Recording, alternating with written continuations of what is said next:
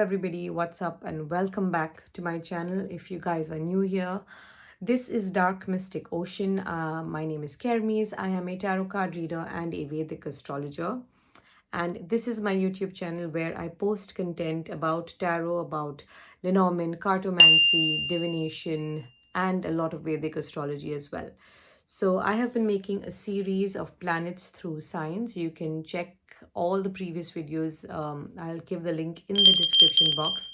Today we are going to talk about Rahu and Ketu in the sign of Aries. So what happens when Rahu walks in and sits in Aries in your chart, in your main horoscope, which is also known as the Rashi chart, the D1, okay, the Lagna chart, and also when Ketu sits in Aries. Now, the reason why I am making Rahu and Ketu into one video, because to be honest, there is not much to be said without looking at the entire horoscope. As you would know, astrology is a game of a multitude of factors coming together and then producing one particular result. Specifically for Rahu and Ketu, this rule could not be any further from the truth. You really need to examine Rahu and Ketu in detail, who they are acting like, what kind of result they are giving, and then you can decipher some kind of an answer, all right? So Rahu and Ketu in Aries. So let's start with Rahu. So I have spoken a lot about the sign Aries in all the previous videos. So go through them. You will get a lot of pointers as to what Aries is about. Start making your notes because these videos are specifically for students. Coming to Rahu. Now Rahu is, I think Rahu is a very famous planet because Rahu is supposedly mysterious and misunderstood and is this planet of Kali Yuga. It is the planet of magic, Wicca, witchcraft. It is the planet of Tantra. It is a kind of a shadowy planet. I mean, it is known as a shadow graha as well, right? Rahu is a mathematically calculated point. It doesn't really exist in body as a planet. So when Rahu, a shadowy planet like Rahu, a dangerous planet like Rahu, remember Rahu is a naturally malefic planet, all right? So naturally its tendency is to do harm. Naturally its tendency is to put in thoughts of cheating, to lure you to the wrong path. Naturally it does do those things. However, if placed well in the chart, it keeps you away from all those bad things also. In fact, it gives you such an amazing sense of practicality.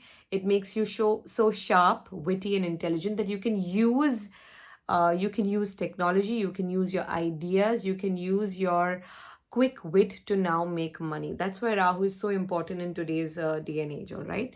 Anybody who makes money fast, this is a very Rahu energy oriented person, okay? You immediately know that Rahu is activated in the chart. Coming back to Rahu in Aries. So Rahu in Aries, the good news is that as a sign, Rahu does well in Aries. Rahu is comfortable in this Rashi and generally tends to give good results. So intelligence is there. The person knows how to make their way through life.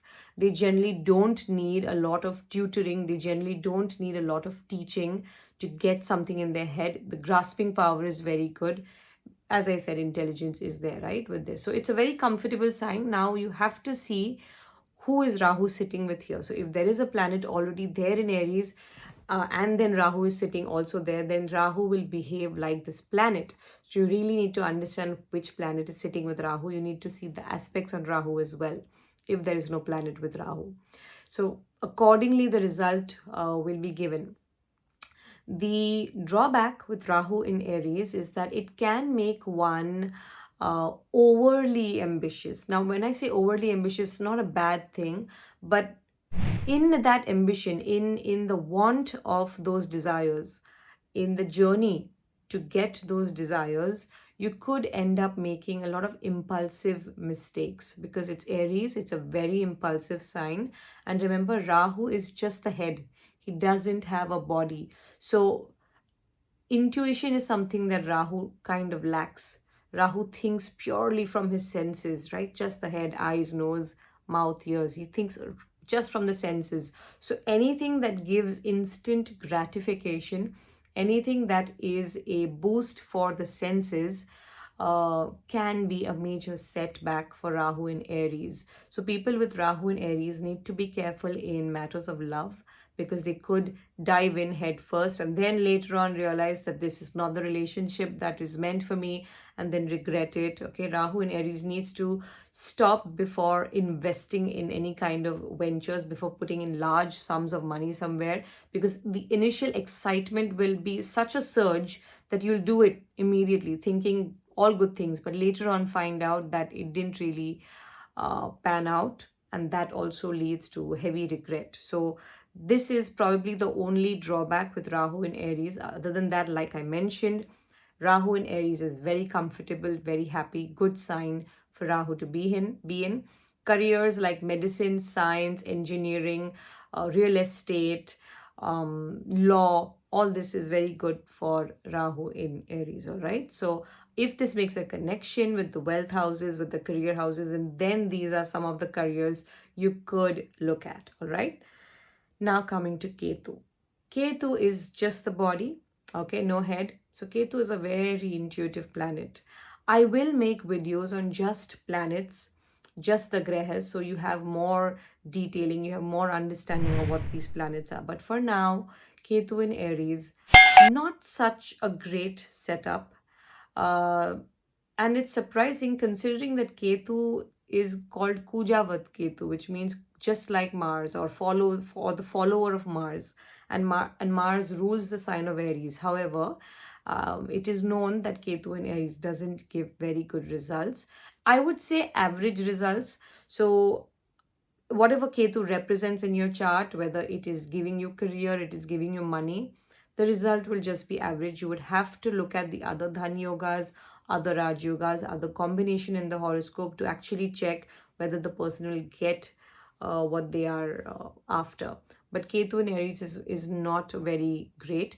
One of the reasons is because this could set off a very bad temper, especially if this connects with Mars somehow. It's because Aries is a very hot, very fiery planet. The temperament of Aries is tamasic in nature. The energy is hot, it's fiery, it's not a great environment for stability. And Ketu already being headless, walking into Aries, trying to dish out results, I think you pretty much know what can happen. So this is not the best combination. It also is not very good for health. So Ketu in Aries in the sixth house, or making a connection with the sixth lord, can trigger in a lot of migraine related issues, head related issues, injuries to the head, the brain, hemorrhage, all these things can be seen with Ketu in Aries. Not the best place to be in, like I mentioned. Meditation is a requirement for people who have Ketu in Aries, is what I would say for sure. Other than that, the rest of the chart would have to be checked for me to really say anything, because I don't want to say something just to, put content into the video. No, that's not something I believe in. Like I said, Rahu and Ketu, you need to thoroughly examine what they're doing in the horoscope to understand the final result. But in general, Ketu in Aries is not really a welcome placement, specifically because it will alleviate one's temper, it will make the brain foggy, all right? So you need to be careful with Ketu in Aries. Highly impulsive behavior, brash behavior. You can easily break someone's heart. So be careful, especially with what you speak, how you speak, all right?